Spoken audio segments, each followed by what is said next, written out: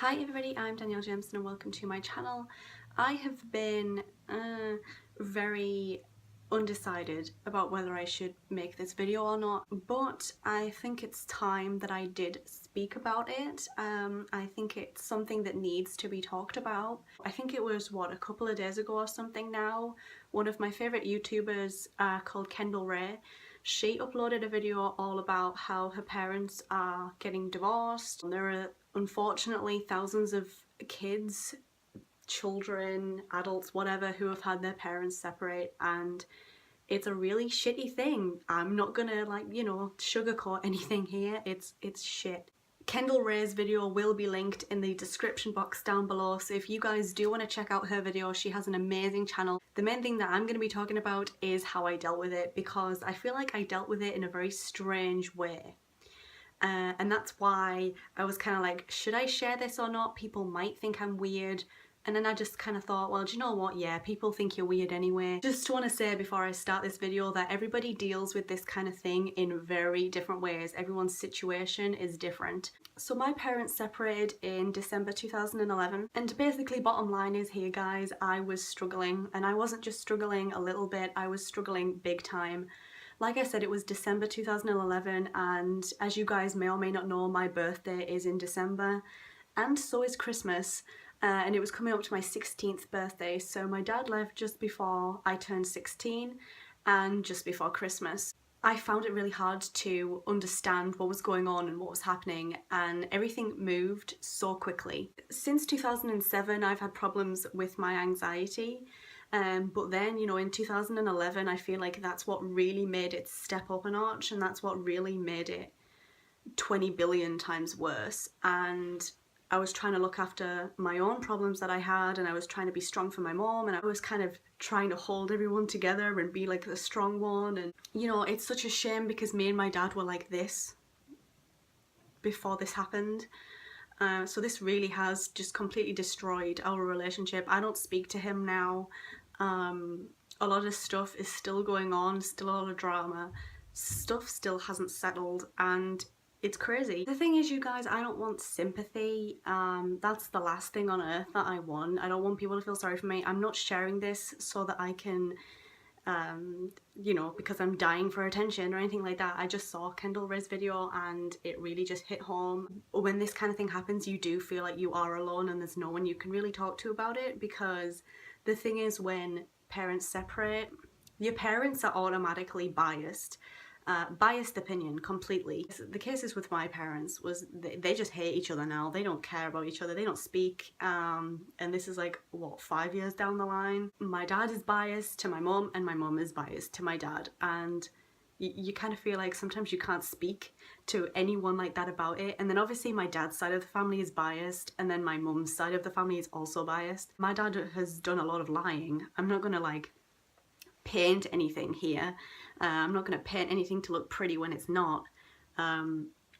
My dad lied to his family, his side of the family, about a lot of things. I'm not trying to paint my dad in a bad light. It is just the truth. I wrote letters to my dad for a very long time. That was one of the ways I coped. Music really, really did help me. Like I just said there, I wrote letters to him, and I still have them. I never ever send them. Self-harm came back, if you guys don't know. I'd been struggling with that since 2007. So self-harm came back massively when my parents separated, just because at that moment in time I didn't know how to deal with it and how was best to deal with it. And honestly, I'm just gonna come out and say it, I was all over the place. My life was all over the place, and it's only recently that things have started to really come together for me, and I've started to get my life back on track, and I feel like I'm in a good place in life. In 2012, I remember being at Eurogamer with my college. They were heavily promoting a upcoming video game called Dishonored. And if you guys don't know, Dishonored's my favourite video game of all time, and I know this probably does sound very strange to some people, but again, people deal with things in different ways. That was like the first time I'd been to Eurogamer, and wonderful experience. I met Tom Syndicate there. I remember this moment I think, where something just clicked inside of me. Video games have been a big part of my life, and that was because my dad was a big lover of video games, so we would constantly be playing on video games together. And when my dad left, I kind of lost contact with the game world a little bit, just because I didn't want to play video games because it would remind me too much of all the times that I'd spent playing video games with my dad, and it would upset me. I remember there being Dishonored posters, promotional posters on the entrance to the Eurogamer building. I remember looking up at the posters, and despite not knowing anything about this game, I knew nothing of what it was about, but I looked up at the promotional poster and I said, I'm gonna really like that video game. It was as if something had clicked inside of me at that point, and I was like, okay, it's coming out in October, so I'm gonna get that shit. And I actually got Dishonored for Christmas. I got the collector's edition. For those of you who don't know, like, the basic storyline of Dishonored, it's kind of like you play as a guy called Corvo Rotano, who is the Empress's bodyguard, and basically it's during the times of the plague. In Dishonored, it's the rat plague, so all the rats are like diseased and shit. Basically, the Empress gets murdered, and you are framed for her murder. The game very much talks about decisions in life and taking risks, taking chances. My other Dishonored tattoo is my quote on my inner arm, which reads, "We make our choices and take what comes. Sooner or later, in ways we can't always fathom, the consequences come back to us and the rest is void." So the game very much heavily revolves around decisions and choices and consequences for actions. So that's why the game kind of I really kind of connected with it in a way.